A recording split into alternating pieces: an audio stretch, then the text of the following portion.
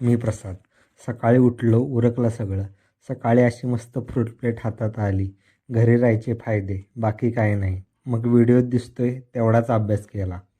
दुपारी केलं जेवण. मग आलो संध्याकाळी बाहेर फिरायला. आज होता गुरुवार तर आलो होतो आमच्या इथल्या दत्त मंदिरात भजन चालू होतं. पाया पडलो.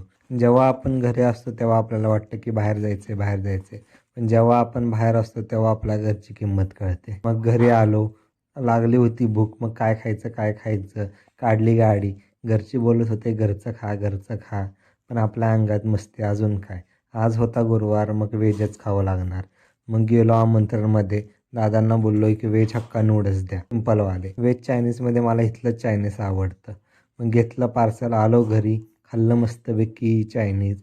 मग काय रात्रीचं जेवण काय आपण केलं नाही. तर असा होता आजचा आपला दिवस. तर तुम्हाला कसा वाटला आजचा दिवस मला कमेंटमध्ये सांगा आणि नक्की फॉलो करा.